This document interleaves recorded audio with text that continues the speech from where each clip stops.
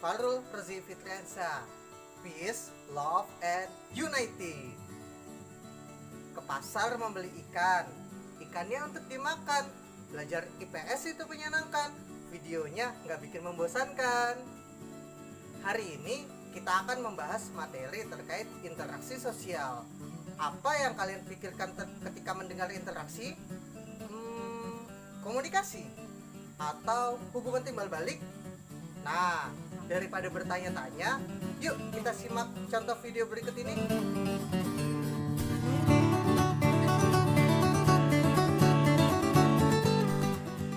Halo kawan-kawan, Hai Marsha. kalian sudah mengerjakan PR? Kalau aku sudah dong. Aku juga sudah kok.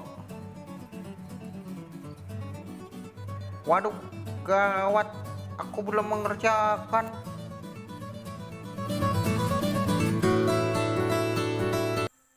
Sudah paham belum? Baik, kalau kurang paham, kita coba satu contoh lagi ya. Video cek. Sayur, silakan bu sayurnya. Jagungnya berapaan bu? Jagungnya 1 kilo 15.000 saja bu. Kalau wortelnya berapaan bu? Kalau wortelnya 1 kilo 18.000 aja neng. Kalau begitu saya beli wortelnya 2 kilo, jagungnya 1 kilo bu.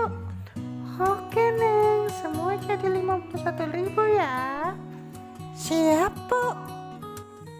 Dari video pertama, kita bisa melihat bahwa ada seorang siswi dengan 3 orang siswa sedang saling sapa dan saling berdiskusi terkait PR yang diberikan oleh guru. Di video berikutnya, kita dapat melihat terjadinya transaksi jual beli antara penjual sayur dan pembeli. Dari kedua video tersebut, dapat dilihat terjadinya komunikasi antara individu dengan individu lainnya.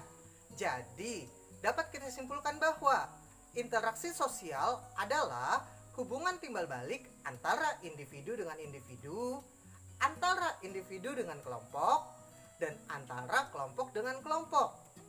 Apakah kita di dunia ini bisa hidup sendiri? Tentu saja tidak kan? Karena kita selalu membutuhkan bantuan dari orang lain. Dari mulai kecil, kita tidak dapat memakai baju sendiri hingga dewasa untuk memenuhi kebutuhan sandang, pangan, dan papan, kita memerlukan orang lain yang memproduksinya. Interaksi sosial akan terjadi apabila di antara pihak yang berinteraksi melakukan kontak sosial dan komunikasi. Nah, berlangsungnya suatu proses interaksi sosial didasarkan pada beberapa faktor. Yang pertama, ialah imitasi. Kalian pernah mendengar tentang imitasi? Nah, Bapak berikan contoh ya. Seorang anak perempuan bermain masak-masakan karena melihat ibunya pada saat memasak di dapur. Dari contoh tersebut, dapat kita simpulkan bahwa imitasi merupakan proses seseorang mencontoh orang lain atau kelompok. Yang kedua ialah sugesti. Apa yang kalian bayangkan jika mendengar tentang sugesti? Hipnotis? Atau alam bawah sadar? Nah, Bapak berikan lagi nih contohnya.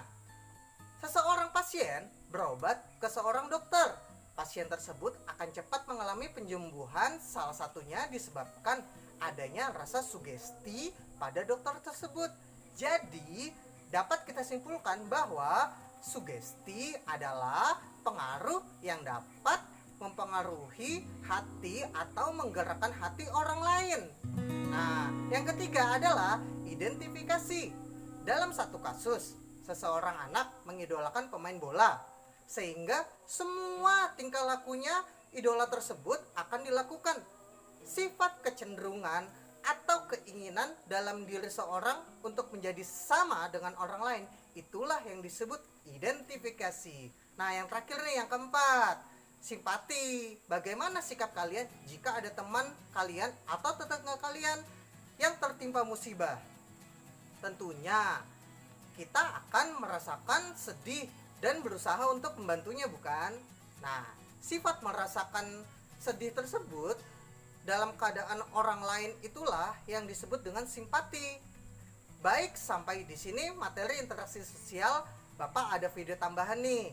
See ya and bye bye. Check this out. Hai kawan-kawan, datang ke laut mencari ikan. Ikannya untuk dimakan. Siapa bilang belajar itu membosankan? Yuk kita buat nyanyian.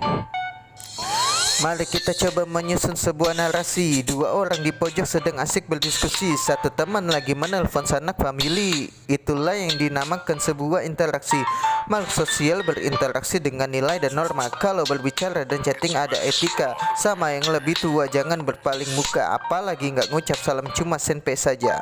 Imitasi mencontoh perilaku orang lain. Ngikutin youtuber beliusi untuk epic scene. Sugesti mampu menggerakkan hati kita. Cari teman yang baik agar kita bahagia. Ada artis Korea nyanyi banyak yang suka gaya rambut, gaya baju diikutin semua juga. Biar dibilang keren atau hanya untuk bergaya, identifikasi menjadi sama dengan idola. Kawan kita yang di sana sedang sedih hatinya, katanya karena diputusin sama pacarnya. Ya udah ayo kita buat dia bahagia, daripada sedih mending main TikTok aja. Haha.